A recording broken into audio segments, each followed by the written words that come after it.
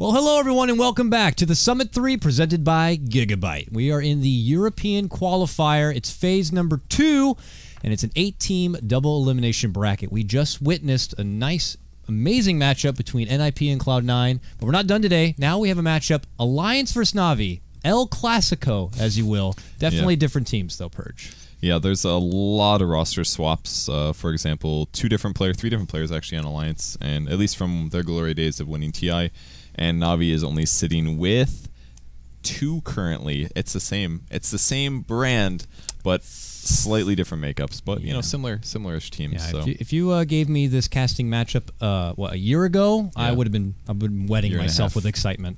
Year and a half. Yeah, I guess that's fair enough. But nowadays, not the same limelight that these teams used to be in, but slowly but surely, at least more so for Alliance, they've been putting together some nice wins. People think that ever since Mad has joined the roster and he's been the captain and the drafter apparently, that things have been going swimmingly. I mean, they've taken down who? Like, we saw them take down NIP, they took down Power Rangers, I think they took down Cloud9. I think so. Yeah, a lot of big performances from them. So people are starting to feel, I mean, you gotta remember at one point people were like, Alliance don't deserve to get these kind of qualifier invites. It should be Power Rangers, it should be Hellraisers, but this is Dota now. Things just turn around like that, and quickly it's Alliance who look very good. Yeah, just a slight adjustments in their roster, and they've been playing really well. I caught one of their sets earlier this week. I think Mad's fitting in really well. He's playing fantastic, doing really good roaming, solid drafting. I have a lot of faith in their roster. I think Pycat's a great core player, and as are the other cores. But they're looking really strong lately. Even Nikwa plays really fantastic. He played a Darkseer last time, and then the other game he played offlane Jakiro, which didn't go super hot, but he still made decent impact in the mid game. So I think their lineup is great. I don't have as much faith in Navi though. They recently had a roster swap, in fact 2 in a way. Go Black played on their team for about 3 months, and then they did end up removing him finally. It didn't quite fit with the team correctly, so now they have a temporary stand-in, potentially permanent member in Soneko. They just listed it as stand-in in their press release, so I'm sure they're just giving him a shot because they need to play matches and stuff like that. So we'll see how they do. I have a lot more faith in Alliance right now. I think they're definitely one of the best teams in EU. Yeah, I'll probably say top 6. Guaranteed. That would be a safe bet. I would say like maybe 60-40. Let's see what it actually is here. It's 70-30. 70-30 in favor for Alliance. So close to that, and I think that's justified based on the recent shaky performances from Navi, and now with this new roster change, they probably need to kind of shake off the rust and, you know, hope that everything kind of works out for them. Dendy is obviously back in the drafter seat, so let's talk about the actual draft. Vengeful Spirit Rubik, the 1-2 punch, the Kuroki Rubik for Navi. Jokes, of course. And Alliance pick up the Magnus. It's not going to be the S4 Magnus Lord. And the Queen of Pain follow-up. Now, Queen of Pain on Alliance, though, that could mean anything, Purge. We've seen the roaming Pycat Queen of Pain, off-lane Queen of Pain, or mid-lane Queen of Pain. Yep. I know Pycat plays Queen of Pain a lot, at least in pub games and things like that. He usually plays mid for them with Loda playing carry. But I believe, I didn't watch the game itself, but I know he played a 4-position Quap at one point. And it's actually kind of cool if you think about it. The reason nobody did it before is because her blink range was pretty short. Her dagger was still good and her animation was still good. But now you're talking about a super long distance blink range. And it's a long cooldown, but assuming anybody gets anywhere out of position, you jump on top of them and you get the dagger and you get about 5 right clicks, assuming you dive them with your ally in the mid lane. So it's actually kind of a cool idea. Maybe not amazing, especially because she doesn't have a hard stun, so all she has is damage, and especially in the late game, if they have a BKB, you pretty much just got your ult as a support. So it's kind of a maybe not the best idea, but they probably got forced into it based on draft or something like that. So we'll most likely see a mid-quap here, and most likely Pycat playing it, and he will be going for a lot of his support kills. Yeah, that would leave potentially the offlane Magnus get up here, who I believe is Nikwa, their offlane player, if I'm correct. That's their offlane. Okay.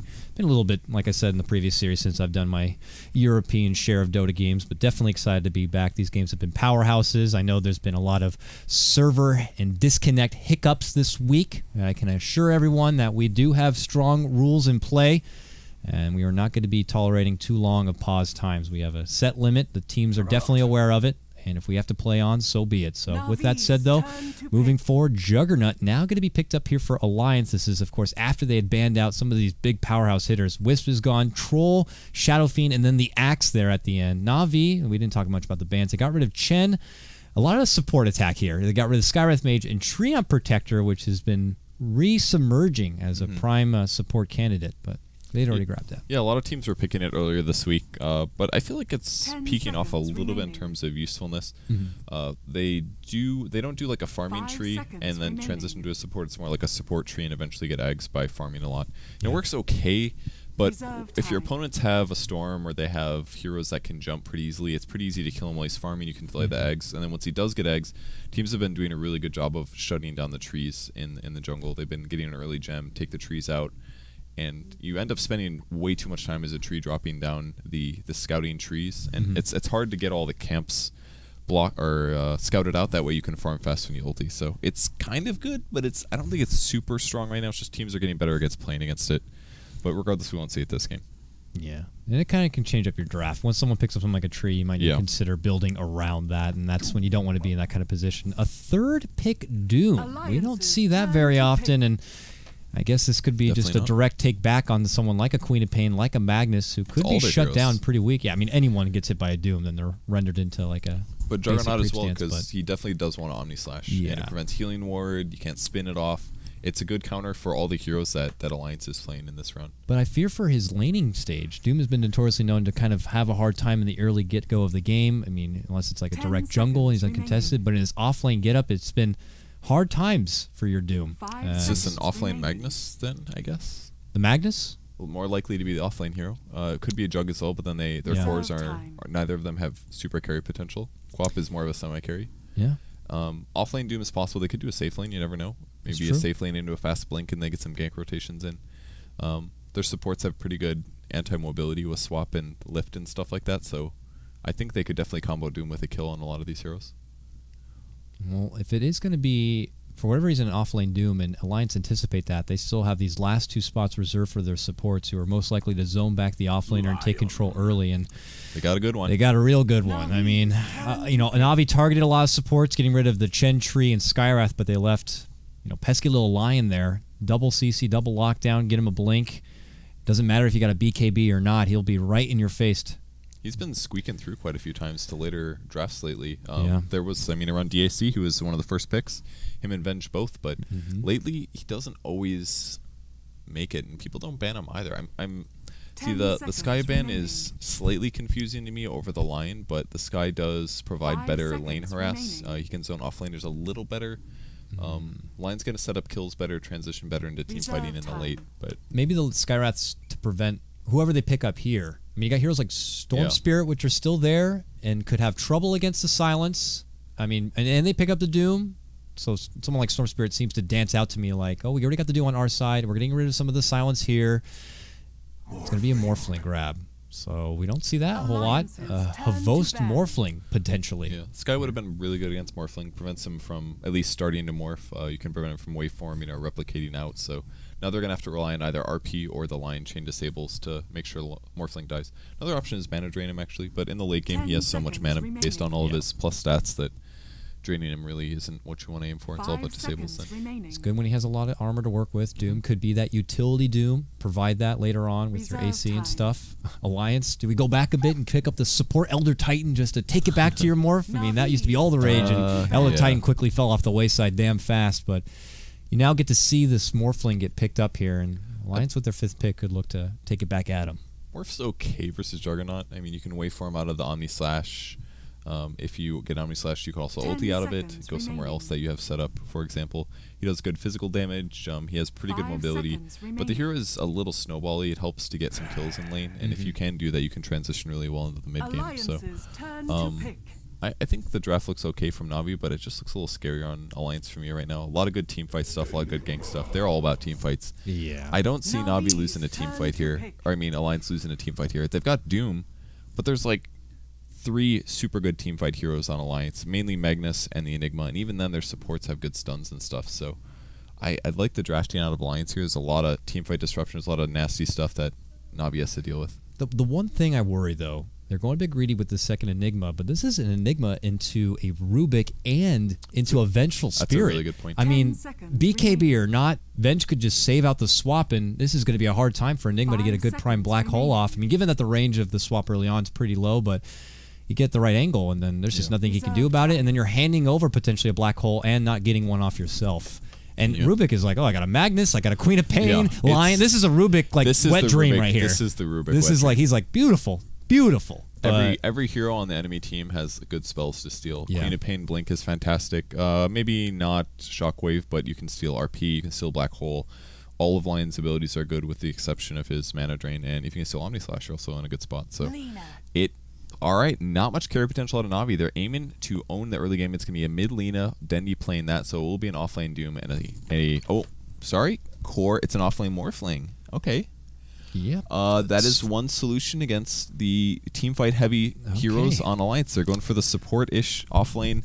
The Morphling, that's all about throwing out the 4-second stun. Yeah, this is what he's aiming Winter's dream right here. This is something he was like going off about, I remember, during DAC, and some teams kind of tinkered with a bit, and certainly can surprise a team during a draft like this one where you kind of anticipate more of a carry-style Morphling, but I guess Dendi has his creative cap on for this. I mean, we've been seeing intriguing drafts all day already, so, I mean, first pick Night Stalkers, and, well... I don't think this one's that weird, though. The only problem is that it's going to peak off pretty late, but their power curve is going to be around the 20-minute mark or so, maybe a bit later. But obviously, Doom can translate pretty decently into the late game, but it's more about team fighting. It's not as much about a hard carry. You kind of get the leverage from things like Refresher and Aghanims, and that's where the hero becomes strong. So they're going to start off going straight to the offlane. We haven't seen this in a while. It's not very rare. It's pretty rare that people actually do 5-man strats at the very beginning.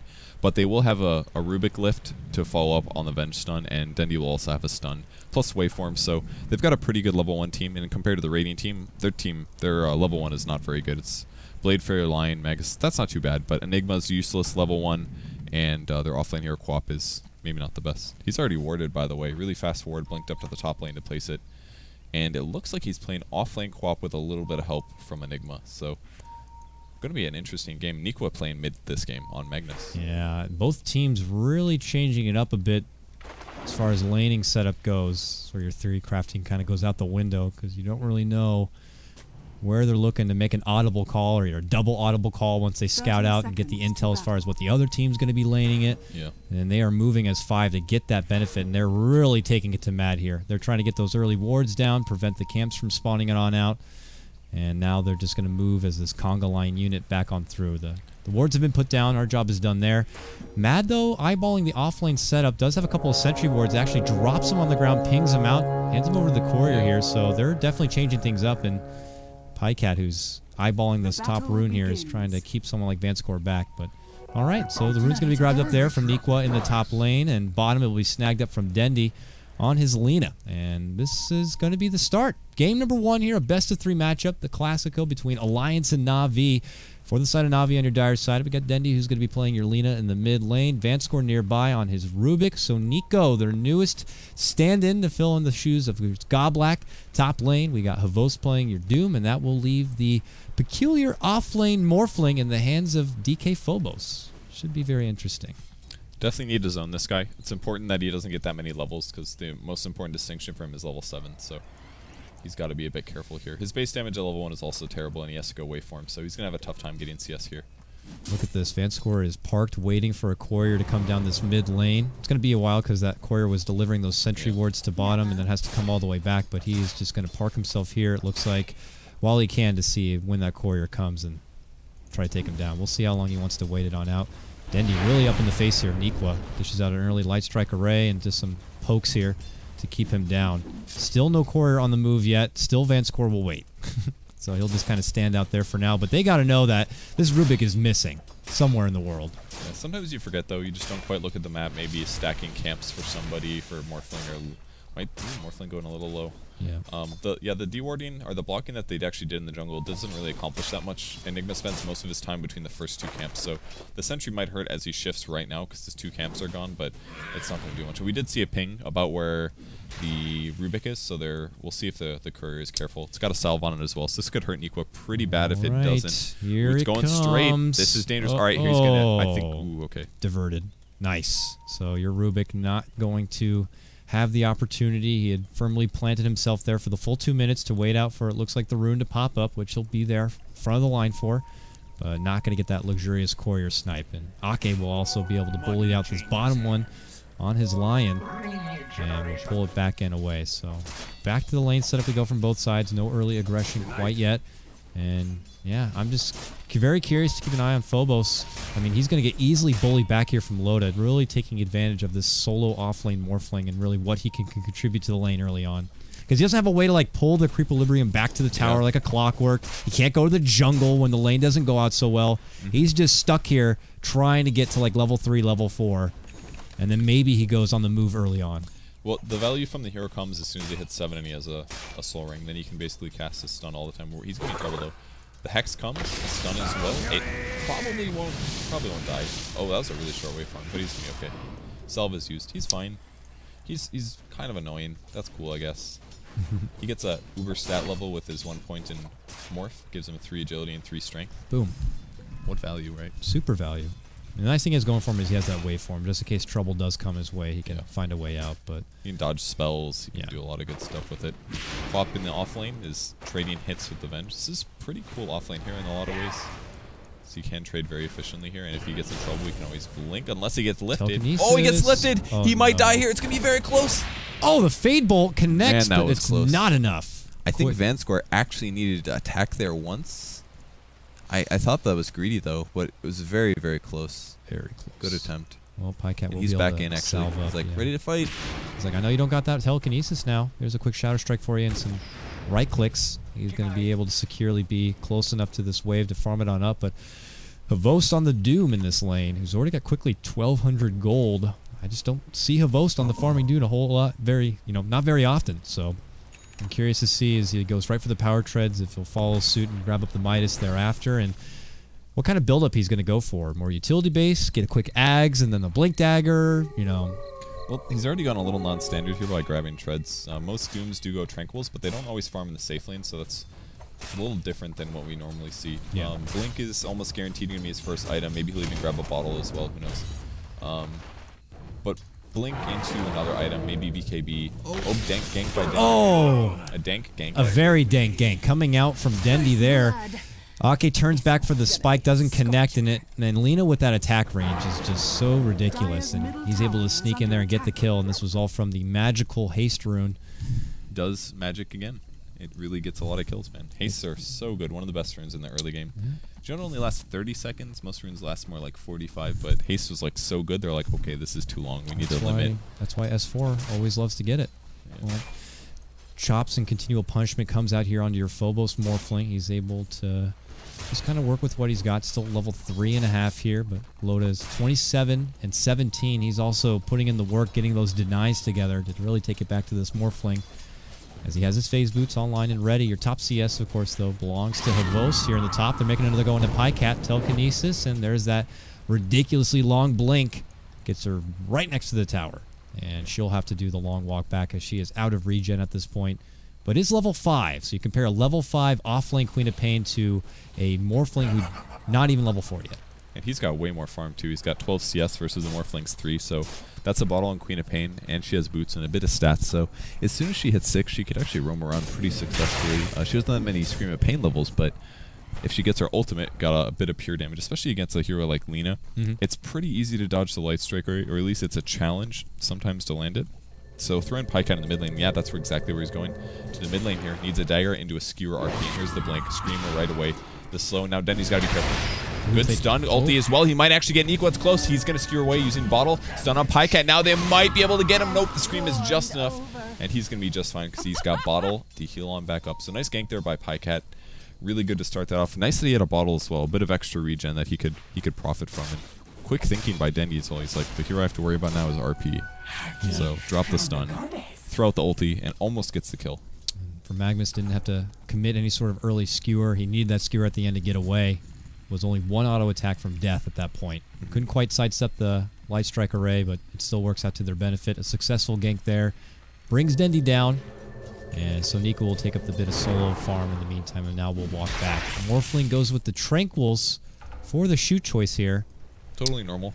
Totally normal for your offlane support Morphling, Purge? Because you're going to get a soul ring, so you want to... And especially your very strength morph, which means your agility is low, which means your armor is low. So getting tranquils is important. It's actually true. And you don't have very many points in morph either in the early game. So I think people are, in pubs at least, they're completely misplaying it. They see a morph, they're like, oh, there's no way I can kill that hero. But the reality is that you have all your points in a waveform and adaptive strike, so you can be useful, and you actually can't shift your HP very fast, and your armor is low. So physical carries are actually very good against morphling when morphling's played in this shotgun or the adaptive strike build. So don't be too afraid of going after them morphlings in your guys' games. I don't think Loda will. He's already been bullying him in this lane quite a bit. Now level 7 has Omni Slash ready to go, and if he finds a window of opportunity, which could be tricky against your waveforming morphling, but he knows that he's been bullied out of this lane, so I'm curious to see where Phobos is looking to go from here. Still level 4, and he's up to head to the high road and really elsewhere, maybe looking to make an impact. Has 2 levels into that adaptive strike. It's a 2.25 second stun. It's not terrible. It only is going to do 40 damage, though, so that's the issue. And he still does 44 damage in right-click, though he has gained stat levels here. He's morphed mostly to strength so that his stun damage is high. I almost wonder if morphlings should not morph that high in strength until later when the ganks actually come. Might be a gank top, by the way. There's the Hex to initiate. Stun in a second. Actually, not going to come. Oh, he almost considers getting close enough, and Nico wanted to get an RP there, but I feel like that was a mistake from Ake there. He didn't try for the Earth Spike. If he would have landed the Earth Spike, I mean, Doom does have a lot of HP. He's opted for treads and a point booster. Way more survivability than Doom normally has at this level. And if he just presses his T button or Scorched Earth, he's getting 18 HP a second. That's amazing regen at this point. So, I don't know. Maybe they just said, okay, he's got a little bit too much HP. Let's play it safe. All right. And because they played safe, Vos will live on and continue to farm up that top lane as he looks to push forward into an Agnum Scepter here. Dendi, another haste rune picked up for him. He's going right for the Yules. He actually is pretty close to it. Yeah, he is. About, what, 500 gold or so. He'll get it complete. Your usual toolkit for your Lina lands up. Extra move speed, easy to land stun. Wonderful item to have. And now he has eyes towards mid lane, maybe hoping that not only giving Phobos this solo time to farm up, maybe can use him as a bit of bait here if Nico wants to make the jump. But it's up and above where we could see a trade here. Pycat scouting out Nico here, and we'll have to blink to the low ground to get away. Dendi was close, but not close enough. Yeah. So the important thing that Dendi's doing right here is giving solo farm to the Morphling. Like you said, Morphling had nothing going on for him in the offlane. And now look at the hero. He's almost level 6. He's able to get some much needed CS that he didn't have before. Probably even has a soaring flying out. And it's actually managed one first. He's going to RP to actually skewered back. Quap ulti does hit him, I think. And he's going to die. Like you said, like I said earlier, if his HP is low, Morph is not going to save the guy. Doesn't do enough. And that was the caster curse. We were just praising him for being able to get a lot done in the mid lane, and then he just gets shat on right there by 2 big ultimates. So fortunately, your Morphling will be put on the sidelines as their bottom tier 1 also going to be threatened here. Loda continues to work on forward. He must have made a purchase here. He only has Phase Aquila, and he only has 700 gold. Maybe something up on the courier here. He's got a Mask of Madness recipe, so yeah. So he's almost got the mom. And then second time ever I've seen Mask of Madness on Dragonite. I mean, it's just today is like an innovative day of Dota for the most part. Yes. Some of these heroes just really coming out from the dark with these innovative builds. Nico actually went for an Arcane Boots this game before he went for Blink. A little interesting. Probably because he doesn't feel very safe farming versus Lina, I would guess. He wants to rely on his mana more than... So yeah, there's the first stun. Here comes the follow-up stun, and there's the ulti. That should be a kill. And it is a kill. That's a lot of lockdown. Pays off for him right there. Pycat creeping forward, does not have his own ultimate. It's a really cool thing that they did there. I mean, their mid hero is a very good ganker, and she shifted off so they didn't know where she was. And then it's just a Morphling sitting there, and at any point he can press Adaptive Strike on you and you're stunned for 3 seconds, which is the easiest gank in the world. You can't mess up a 3-second stun. Lina has enough damage to make up for the fact that Morphling can't do anything other than that. So it's a cool little bit of synergy there. If there was a hero that did less damage in the mid lane, like more of a semi, like a Magnus for example, then they might have issues killing, but Lina's pretty much fire cannon. And we'll have a Yule soon, so even if you get the engagement on the one, you can always Yules up the other and finish the job. Looks like our first tier 1 tower will go down here.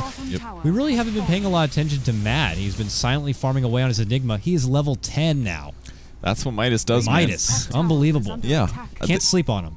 Enigma farms really rapidly, and the main reason you buy a mech right off the bat is so that you can go do stuff with your team, but they opted for a Midas instead, aiming for the late game here, and the important part is that he'll be able to get things like BKB, or even like a Lincoln Sphere if such a thing suits him. Might get ganked here though, but Maybe Midas Navi does give him levels. were pressured, like, okay, we're looking at the menu here, and Matt has 10 levels on his Enigma. We might need to scout out what the hell's going on in his jungle and take him down a peg, but they decide to revert their smoke over. Oof, quick link out from Pycat. Not going to get caught there from Dendy. Trying to make a debut with that Yules. Not going to get the rune either. Pycat's there. Nikwa. No blink, but skewers in. How's it going? RP, they have the scream. They unleash the sonic wave. That's a quick kill. Oh, did you see those illusion baits? He moved one slightly away so that Dendy would have to move closer to them as they initiated, and it allowed them to land the skewer. That was sick play from Pycat. It was so minor, but it was so big. It's like, oh yeah, kill my illusions. I'm just going to move it. Get closer. Oh, that was so cool. Make it work even without the Magnus Blink. They get him close enough so they can just easily set it up, and there was no help nearby, and it looks like they're going to be able to follow it up with another tier 1 on this mid lane now. These access points going to be removed from Navi, allows Alliance to feel a little bit more comfortable if they want to make a go at the Roche in the near future. It's not going to be as easy for Navi to TP close and try to contest. And Loda likes buying recipes first. That's a weird perk of Loda playing Dota. Loda Dota.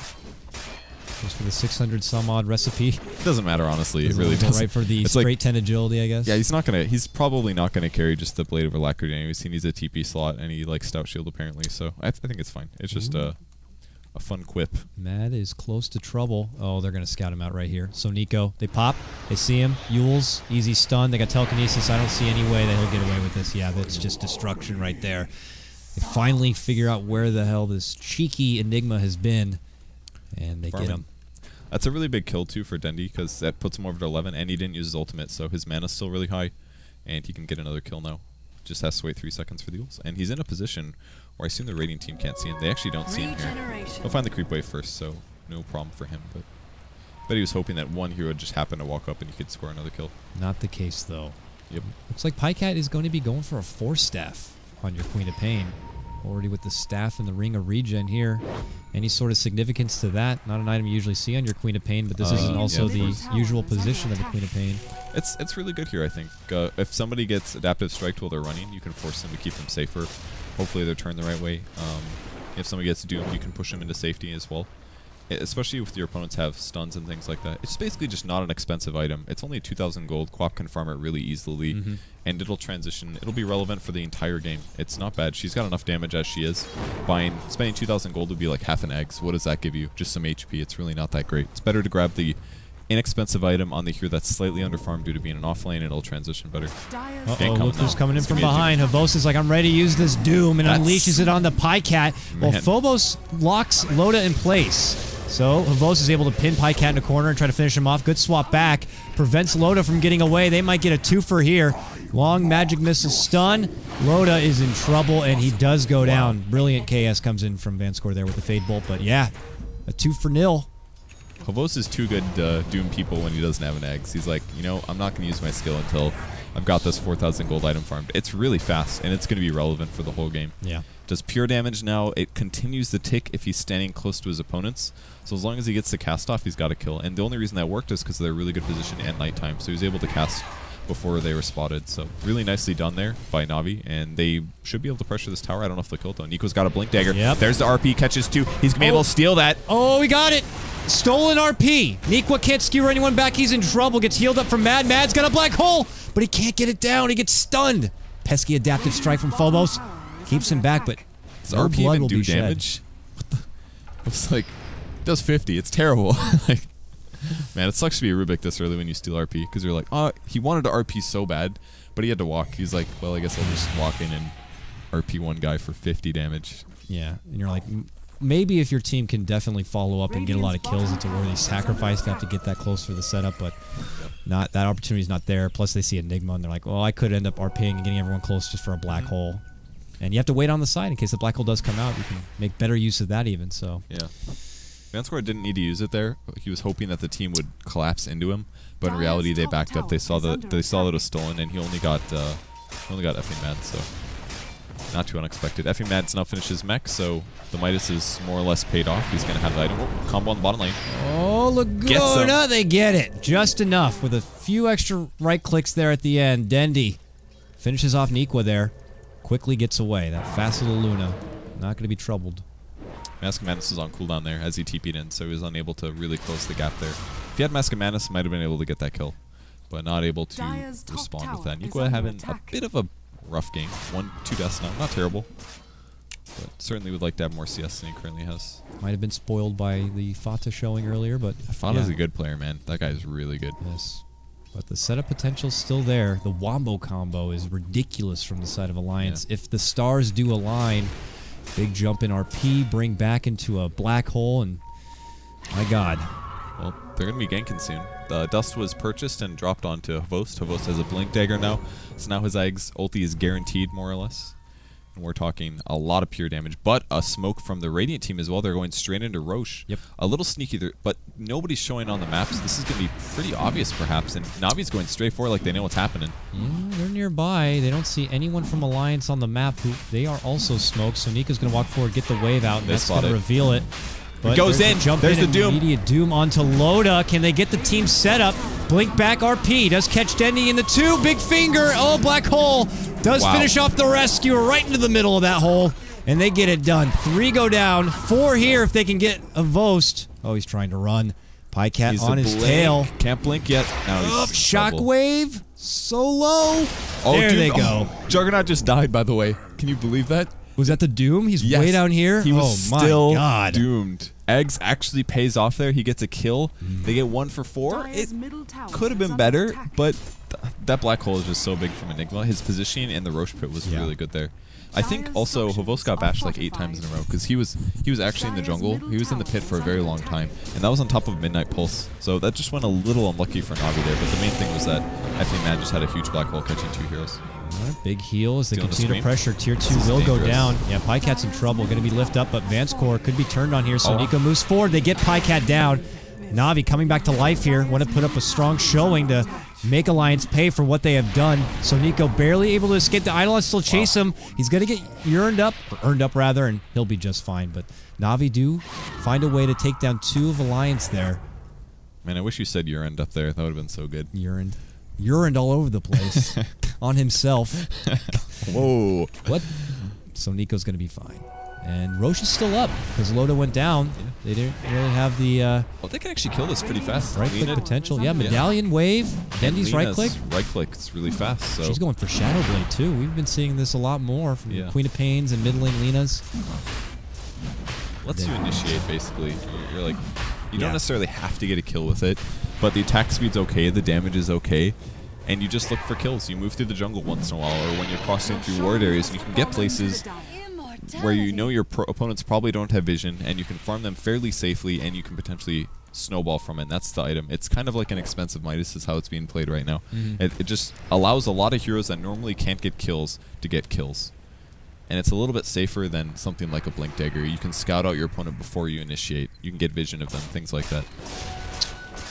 We haven't been able to touch base with DK Phobos much on his Morphling since his trouble in the early laning phase, but he has got a Yules now. Wow. Yeah, he's suddenly put together some good farm, and this Morphling stun is going to get a bit ridiculous here. Alliance better be ready for it. And his damage is still decent. Adaptive Strike does a full 80. And Waveform does 325, so Waveform's pretty strong. Normally we see Blink after Soul Ring on Morphling. The main issue with Adaptive Strike is it actually pushes people very far. Yes. So most of the time you push them in the wrong direction away from your team. So if you blink like between... If you basically push them with your Adaptive Strike towards your team, it usually helps a little bit. Oh yeah. But the Yules is going to guarantee his mana's really high, and he can dodge a lot of disables, and most importantly, he can also stop Black Hole. A lot of Yules on the Dire team will be very useful this game. Stop Black Holes, stop... once Magnus blinks in RPs, if you can Yules him and prevent the skewer to the enemy team, it significantly reduces the impact of the RP. So for that Yules to be used pretty defensively. Plus can work in coordination with Dendy and his Yules set up in case one needs to use one for whatever reason. They'll have a backup just in case. And comes with so many great perks. So Navi will pressure this bottom tier 1 tower down to half life now. Vos goes to work while the rest of his squad kind of clear out. The Alliance jungle taking that farm away. Alliance, they're on their own. Own objective, of course, here. Top lane, they want to go for this tier 2. Loda, I mean, he's got Empower and Mask of Madness. He's going to be doing a wealth of damage. So Navi quickly pull back. Dendy goes right in the Shadow Blade. They got to be careful here. They don't have the vision to see him. He wants to go on Mad, but he needs more help. There's going to be the LSA. He gets what a hexed hex immediately from from Ake. Follows it up with a good Earth Spike, and it's enough for Alliance to get away. That could have been disastrous, but they're still on the hunt. Does manage to get the catch onto Nikwa with the Doom. Yeah, I think he just dies here. Okay, force from Pycat. They're trying to keep him alive, but at this point, yeah, he's stuck in a corner. He's going to be eating enough damage to go down. Let's Ake get the deny here. Come on, buddy. Boop. Got it. Nicely done. Little boop right there. Takes down. Oh, Pycat. Oh, get him. The Yules. Pays off. That was Dendy's. Oh. Okay, Laguna, and they do manage to take down 2. And a good steal, too. They grabbed a level 3 Blink, so Blink on Rubik is actually one of the nastiest things to steal in the early game. Very low cooldown. Same issue against an Anti-Mage. Anti-Mage has to worry about Rubik being able to initiate from pretty much every range. And it's a Rubik now with double Blink. He's got a Blink Dagger and a Quap Blink. So blink in, grab a spell, use the Blink for the next spell. Yeah. You're in good seating. Navi's doing really good here, honestly. Their strat's working out nicely. I like how they're playing Doom. It's basically like a tanky teamfight hero. Just grab Ags and Treads, and your right click's okay. He's got an Alpha Wolf as well. Boost up his team's damage, despite them not having a whole lot of carries. And the teamfight, he guarantees shuts down somebody as long as they initiate properly. So Navi's been playing this really well. It's looking a little scary for Alliance. Rares could be lost today, guys. It's the biggest net worth lead that and here Navi have had, the only one pretty much this game. Dendy is on the prowl here for Ake. Okay, accidentally dodging him. Yeah, they're going to be able to de-ward this ward as well if they do go high ground. He just warded it to check for it. Oh, they're going to blink in. Nice Nikwa going to die instead. Actually, maybe a double kill here. There's the ulti getting really low. Will Nikwa die? He does. Fade Bolt picks him off. Yule's on Enigma. Another stun. They're not done yet. Couple more nukes. The right click is huge. Black Hole's going to catch him. 2 down. Dendy's in trouble. Here comes an Omni Slash. Doesn't need it. Just a couple right clicks. That was an Aegis, though. Yes. So Nico's here now. They don't want to test their luck with the second life. They lose 2, only get the Rubik.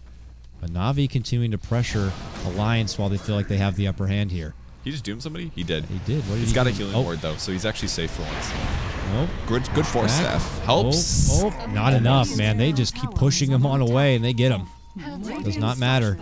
Navi still on a strong mid-game advantage. They clear out now all 3 tier 1s. Their net worth continues to boost up even further. They're confident to continue to strut their way down this mid lane. And Alliance, they might need to find that big wombo combo at this point. They're looking for the Blink RP. There it is. One. It's only on 1. Immediate Yules from Dendy thereafter. Mad, obviously with no Black Hole, had already used it, but they will be able to bring down the Doom. Doom can die, it turns out. Yes, he can. Very tanky, but that's basically the team fight spells of Alliance coming through. They have a lot of disables, and Ake getting a fairly fast Blink. They're in a good spot. They can definitely still win the game. Just Alliance needs to initiate, and all the other fights have been Navi going in first, dooming one person of Alliance, stuff like that, by the Roche pit. All of them have basically been Navi out-reading their opponents slightly and predicting where they're going to be so that they can start the fights the right way. Phobos got that Blink Dagger now on his Morphling. He's doing great, honestly. He's doing great. He really is. He's got so many amps. Oh, Ake's going to find a hero. Ooh. Didn't expect to find one, though. He's just looking to wards. Might put a ward high ground. Nope. No ward. Can't quite get him, but does ward up the secret shop here. Don't expect a Rubik to be there when you're, oh, we're going to push. Yeah. But it's a smart direction for him to come by. The opponents won't spot it. He's got a blink of his own, actually. That's why he was safe to do that. It's only a tier 3 down. Oh, lots of damage on the Loda. He's going to get healed up from the mech, but that was a little too close for comfort. That was they get the hell really back. Close. Oh, Might get one. Ooh, not quite. He needed a Doom. Or level death. Ward. They see that they're on the way. They got to run. Run to the hills. Vost is coming. He's got a Blink Dagger in 2. He's like, I'm going to get anyone I can. He's still blinking, running in there. Vost. Is he going to stop? Hell no. I can't find them. Yeah, he wanted that real bad. Yeah. Not going to get it, though. It's kind of cool, like, grabbing Eggs on Doom this early. He can basically Doom whoever he wants. It's so early that everybody's HP is kind of low. He can have a bad Doom, and it's still good, because you get an extra 5 seconds, basically, before they get out of your range or so. So it does a lot of damage. It really does a lot. You're taking someone out of the fight easy, and you might even be forcing some of their allies to be the paramedic to help out whoever's doomed. So that already disorients your opponent team from being able to... And a team that has big wombo combo, you know? This does so much damage, actually. At level 2 right now, it does 900 pure. It's like a Lina Eggs. Isn't that amazing? Lina Eggs, that's a lot. That's a triple. Level 3 Lina Eggs is what this does right now. It's not burst, obviously, so it has some failings, but if you, like, every second that they're by him, that's 60 pure damage, which is more like 90 magic. That's so much damage just by standing near somebody. That's like double what a Radiance is, right? Radiance is 50 right now. Yeah. And he's going to be able to stand next to him for a long while because he's building in some good utility. Got the plate mail. I assume an AC is on the way. Oh, no, Shivas. Yeah. Shiva's pretty common on Doom because it gives you mana pool. Doom has a really weak early mana. Great stun on 2. Is it enough, though? Whoa! Oh, that back. black hole. All right, big black hole. Fight's over, guys. Go right home. on top of him, and that went from 0 to 100 immediately. Avos moves in, and he's dead. That's a triple kill for Pycat and 4 dead in a blink of an eye for Alliance. Whoa! That was a hole, man. Alke's probably going to die here. End my life valiantly. Oh, messed it up. You blew it! Mad, please. Well, Avos got his kill, though. That's his second kill like that. Gets one. Doomed actually meaning doomed for once. I wonder if Avos is having a chuckle like, how did they not get that deny? Yeah, I'm sure they are. They're like, hey, we got a little advantage. This should be a Rax, though. I mean, when you get a triple black hole like that and your team's around there to capitalize on it, it's just, the fight is over. And that's the problem with playing against an Enigma like that. Gotta watch out for those holes, man. They've never had somebody back far enough to cancel it, so I don't know. Is this more of a support error? Is this effing Mad just playing amazing? I'd have to rewatch the replay. It's hard to catch that distinct moment where somebody saw they had a kill opportunity, got too close, you know? Yeah. Ake led that all off. Good Hex set up 2-man stun, and then the follow-up was just there. It was a good swap on the Loda to pull him away when he wanted to go for the Omni, but yeah, got very awkward real quick as Navi were welcomed from that big team fight. They were not able, though, to push down mid lane and really do a whole lot to those racks, so that is a good thing there for Navi, because they don't have to worry about too much base damage and having to be at a disadvantage in one of these big lanes. So DK Phobos back on the move down the mid lane here, looking for a potential setup along with Dendi. Oh, they see it. Ake quickly does the Hex, running back and away, gets the stun. Dendi looking to move forward, and okay, well, Ake is dead. Loda needs a little bit more time for the Omni Slash. Not going to go on the hunt there for Dendi, and they will just have to sack their support, it looks like. 950 pure damage is up. Dendi going to run in some illusions. He's going to Shadow Blade away. He will not be spotted. Look at that movement speed. 522. Yeah, he's ridiculously fast. Ferrari. Almost here. They will be able to checking out Roche here, which is almost up. Yeah, smart of them to kill it there. They decided to reveal that Denyu was there just so that they could kill the creeps. Because if Roche did end up spawning during those moments, they would be able to potentially contest it. I mean, maybe Navi can steal it. It's possible. That's kind of what it looks like they want to do. Say, oh, Roche is up, kill right away. The main issue, though, is this ward is scouting them out completely. It knows exactly where they are. Yeah. That Ake ward, when they had that little awkward him and Rubik near the secret shop. So already worked out so well for that last big fight, and it looks like Alliance anticipate that Dendi and Navi want to make a go at the Roche. They're just going to pressure top lane and force Navi to either commit for this Roche or go back and defend. It's up now. They just sat there for so long. That could have been up for another minute or something. And imagine that. They're like, oh, we're not even going to defend our 2-2. But it makes sense. They're pretty behind. They don't have Black Hole just yet. Well, it's up now. But they didn't feel comfortable taking that fight. I don't think they can win a fight unless they have Aegis. So they'll grab Aegis, they'll go back to base, assume they all have TPs. They do. Does Phobos? He does. And he has a Replicant. So they'll defend now. This is the only way they feel safe, though. And Havos can play the way he likes playing. Really aggressive, because he can die twice. Ooh, Lincoln Sphere now complete on your Mad Enigma. Yeah, that's probably why he got Midas, because affording a Lincoln's is really tough on Enigma. You can get a BKB, but Lincoln's is quite a bit more expensive. Dendi's might get a catch here. Ooh, Dendi's like, oop, there's two there. Oh, great stun. Can he get Loda? It's going to be very close. He is going to get him. Oh, got him. Oh, no Manta to use or anything to get away from that. Ake could be in trouble next, but here comes Pycat. Quickly gets Yulesed up. They get Pycat. Oh, almost got the Doom. Oh, it blinks away. That was almost a 3-man takedown if Avos was going to be able to get that Doom. This is a stun on Nikwa. He might die. Denny doesn't have that much mana, though. He's pretty low. He's going to back up. Forces out the buyback from Loda. Loda's going to look to possibly re-engage. Big ultimate's still up and online. Navi need to watch their positioning here. I feel like they have the upper hand, but ooh, okay. Links forward, only sees Phobos. Not the jump he wanted to do. Lifted. Lift on the Pycat. There's the stun. Jump in. Black hole, but they're right there. And they stop the black hole immediately thereafter. But the RP follow-up might not be enough. Catches on to 2. Nikwa quickly gets tossed away. Here comes the Omni. Mitigated a bunch of Oh, but Havos eats the majority of it here. Spin now. Loda wants to try to do a little bit of damage on the backhand side, maybe pulling him away. But that only gets Blocked the by his Aegis. own illusions. Oh, man. Loda now being manhandled here in the back lines while Dendi's able to finish off Nikwa. Loda going to go down next. And now, quickly, other way around. Alliance lose 4. That was Navi who can such pressure a the good bottom. fight. That was such a good fight from Alliance or from Navi. They played that fight so perfectly. In and out, in and out. Dendi stunned 2 to start things off. He went for the high priority target. He got him.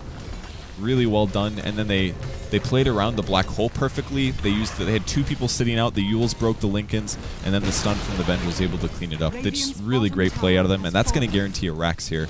At least the melee barracks should fall. It very much so helped that they had an Aegis, of course, but what a big fight for them. They will bring in their reward as they quickly chop down both sets of racks. Alliance, as they wait for their big damage dealers on the sidelines. Maybe they can snag one. Good catch there. Hex, got a spike. Self-Yules here, and a blink away. Dodges out the skewer, and Phobos is out of there. I assume that was an allied Yules for some reason. It was his own Yules, yeah. There's no Yules on the Radiant team yet, actually. So all Yules will be dire Yules. And it's going to be another Lincolns as well onto Pycat. Double Yeah. Lincolns. Really a lot of prep for this Doom and defense from the side of Alliance. I mean, if you can put the Lincolns buff on your ally who has a Lincolns, I'm pretty sure it stacks. I might be wrong. It might be just one for Mad, so he doesn't get swapped or doomed. Exactly. Black hole and one it'll for cover another. against 2 spells. Like, if he had a double Lincolns in that fight, his black hole would have gone off and they could have won that fight. Maybe not, but it would have done a lot more. Disable. It got canceled about halfway through, I think. We'll have to see if it's going to be enough. Alliance do eat a lot of base damage there, losing both racks, but they do have the team fight potential. Gank on the bot lane, maybe. Bring the items Leaning together. the Yules. Yeah, Loda. He's got a stun. He can't do Yules first. It won't work. He knows he's being chased. Oh, he predicts it just in time. Actually, Sentry in range, gives the vision, and Dendi's going to die here. Wow. Real quick reaction right there from Loda, and they just swarm onto Dendi and make him pay. All right. Nice little boost for them. Just with the Dendi takedown alone, Purge, it's over a 2,100 gold swing for Alliance. Jeez. To get back in this. It's 15 to 22. 900 gold for that one kill. Was that a kill streak at least? Oh, it was. It was a monster kill. Okay. It's validated. Big grab for them. And that could help someone like Pycat. And yeah, I look over at him. He's got his Lincolns and Gem in hand for your Queen of Pain. As they parade down mid lane, Navi pressuring the top, going for this tier 2. Doing it without Dendi for at least 40 seconds. It looks like Alliance just want to even this game up. Loda has a DD. They're going to pop the glyph. He's just trying to quickly take down these racks and even sack their tier 2 for it. Now they're going to TP back here. Lavos is coming back. He's got a Doom ready to go. I don't think they want to. Yeah. Lion ends up dying on the Rax top is lane. down, but look at this. Alliance are going for top while Dendi's out for another 20 seconds. He's got a DD. It's almost out, but look, the tower's almost done. They could. Can they catch somebody? Oh, almost an adaptive strike. Just in time blink there by effing Mad. Okay. Alliance, even things up as far as structure damage. Adding some pressure there also to the top lane. Kind of getting themselves back into this one. Navi's still game as far as net worth, though. Past 7,500 XP. 10K. Pretty big. It's really hard for Denny to get kills now because of these Lincoln Spheres. He can't kill Quap reliably. I mean, BKB would also solve that issue, but the Lincolns is one that doesn't force you to waste your BKB charges, just if he heals you anytime. So, it's a really interesting game. A lot of weird dynamics we don't normally see in Dota very often. Like carry Doom, offlane morphling, and a lot of weird item choices. They're not focusing on BKB so much, more focusing on Lincolns. Which is very refreshing, I feel. Yeah, I'm not sure how you feel. Absolutely. In a day and age of Dota where you feel like you see the same 4 heroes picked up on each side, I definitely welcome the innovation that some of these captains have been throwing together in their drafts. And it's certainly been working out pretty nicely for them. They're looking to initiate. Look at Mad's position. At first I thought he misblinked. Okay, maybe he did. But I was like, oh, he's hiding in the trees. He's going to come over. They're not going to see it coming. It would have been actually pretty good. It's a good place to hide, actually. He would have been able to do a blink black hole on the tier 2 mid. Doesn't want to risk it, though. I mean, this kind of a game at this point, you get caught out, taken down, no black hole for the next fight. You could be losing 2-3 sets of racks thereafter, and that's Scotty. The one player going super standard items, Juggernaut here. Scotty gives you a moderate damage item, gives you a good utility slow, but most importantly, 750 HP. You need that HP to survive the Lina combos. That's how he died in the last fight. I mean, the damage of Navi is a bit limited, honestly. It protects him against the Aghanim's Doom. It protects him against the Navi, the Lina Burst. So, should put him in an okay place. But I don't know what he gets afterwards. Maybe Abyssal. Abyssal would be good, I think. Especially against Morph. What about for Havost here? He's pretty rich. Head net worth 19K. He's got his BKB, a new probably one, refresher. full 10 seconds, but yeah, double. It's probably a refresher. Double Doom. Double Doom and double Shivas. It's really good. Double BKB.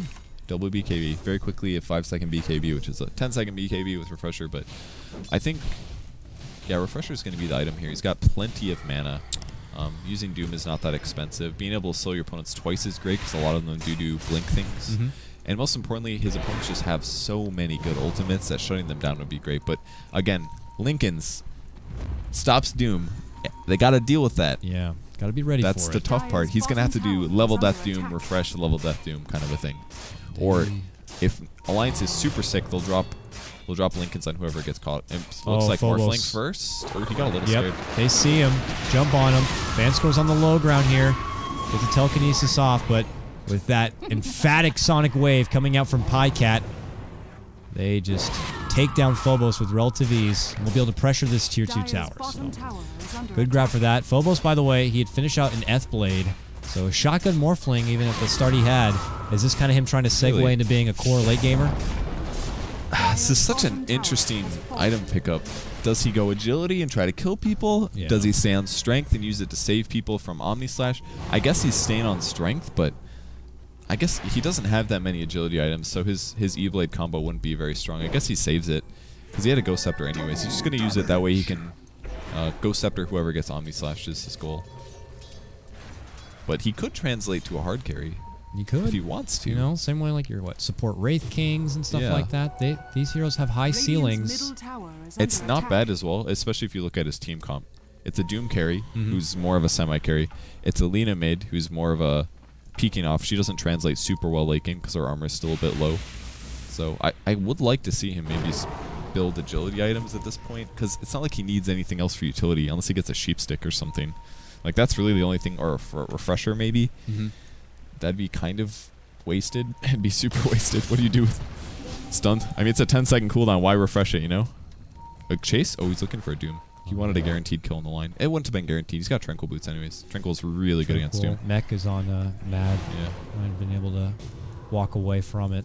He'd probably die, but We'll never Dave know. Healing Ward, actually, he would have been fine 100%. Oh. Oh no. Ooh. Whoops. Yeah, that one stings. Nobody saw that. Except Alliance. So he's gonna run back to his. He's like, I'm gonna go hide fountain somewhere and hope that nobody.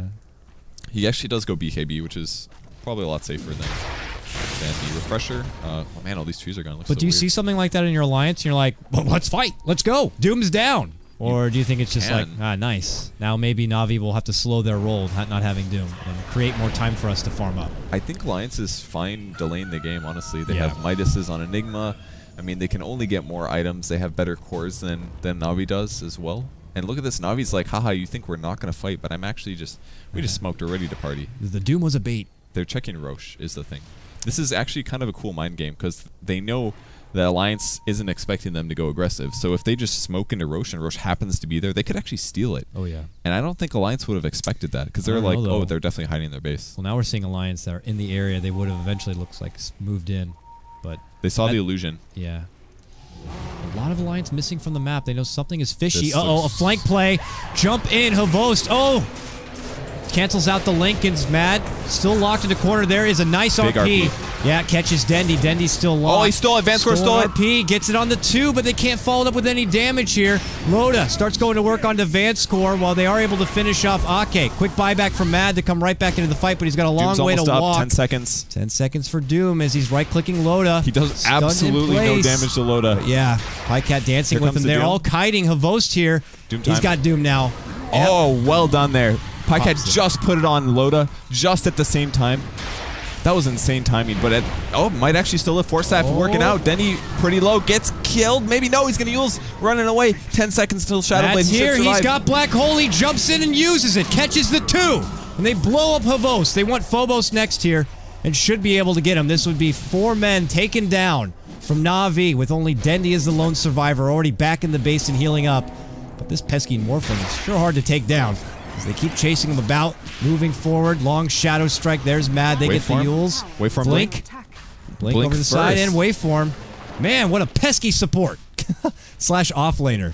Phobos will live and make it away. Yule's paying off really bad there, or really well. I mean, I thought the Yules wasn't going to do that much, but look how hard it is for him to die. They're going to heal. They're going to try to come defend Roche. The smoke is immediate. They're really fast about this, but will they be able to get it? It's going to go down. They'll grab the Aegis, and Navi will back.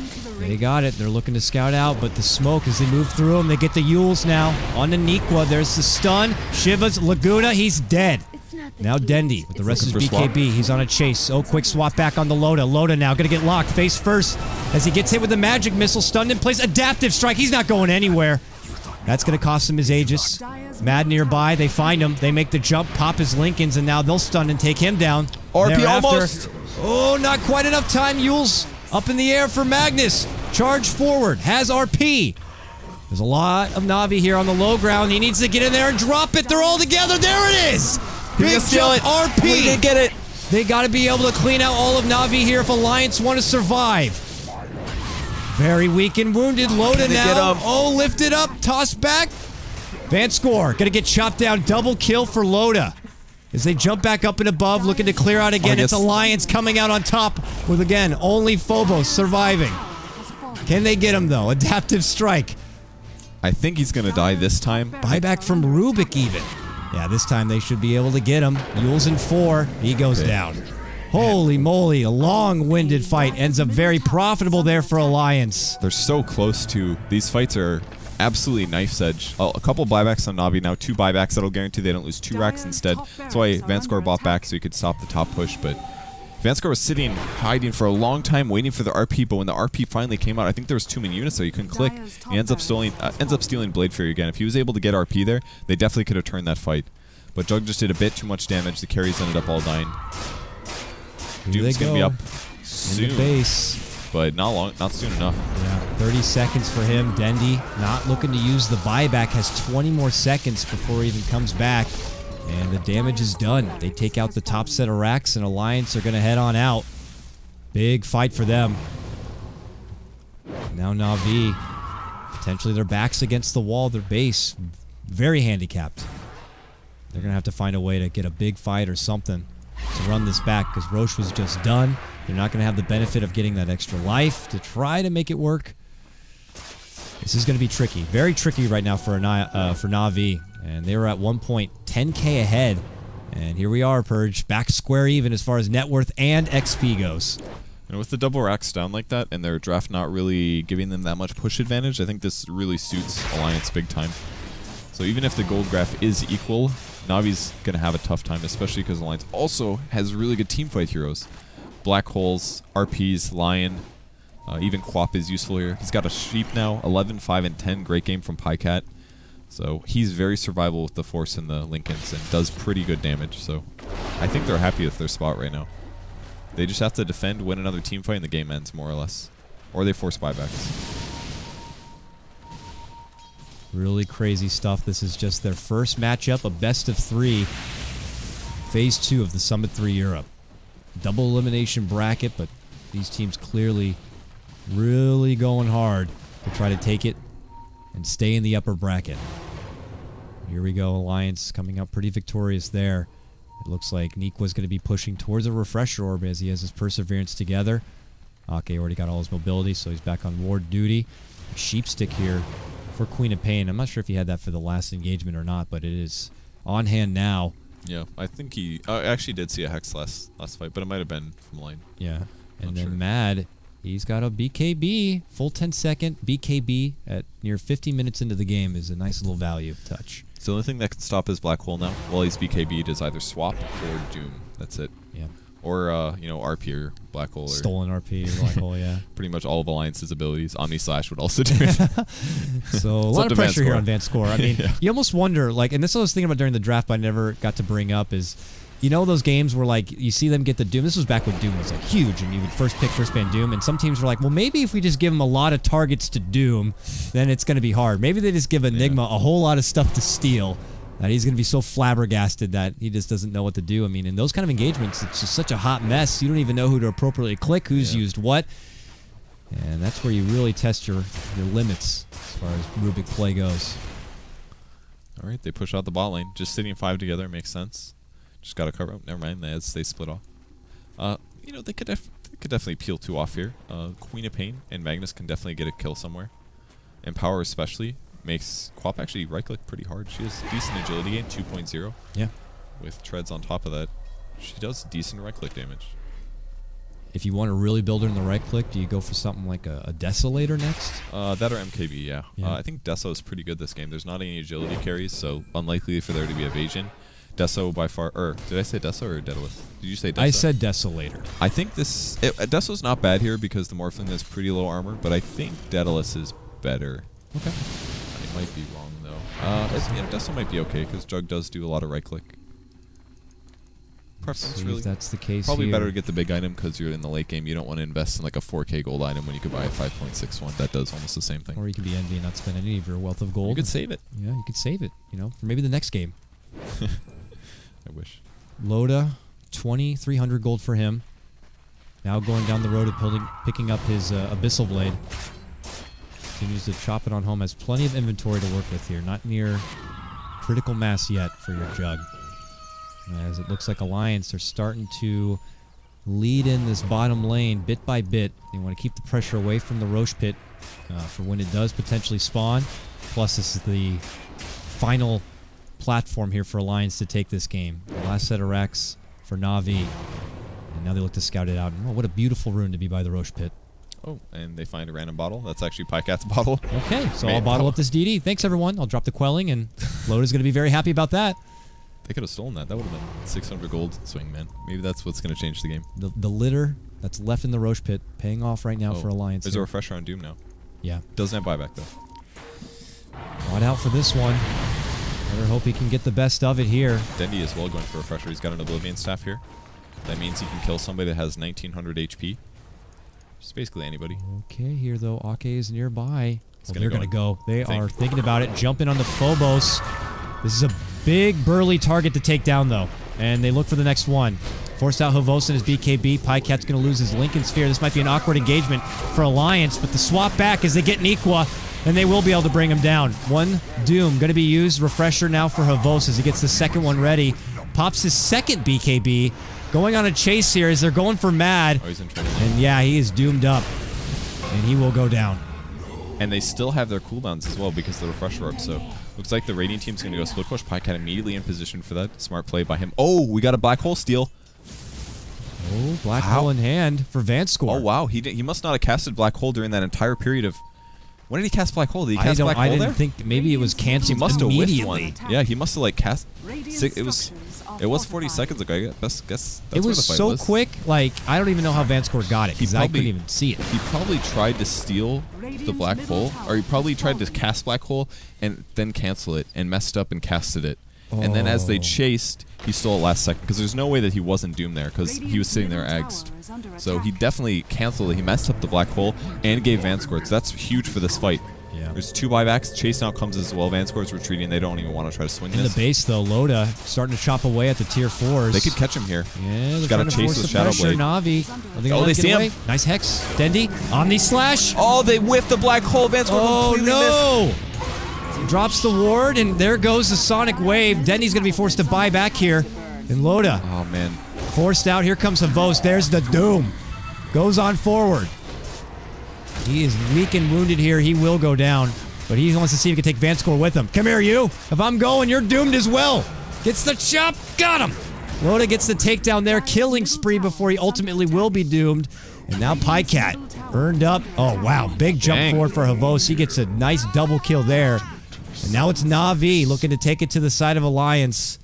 That actually ended up being okay for Navi there. They did have to buy back on Lina. It should have been at least one of the cores on Alliance dying, but the whiffed ulti from Vanscore made things pretty tough. He got a little too greedy. He tried to catch both the Queen of Pain and the Juggernaut. He ended up not catching either.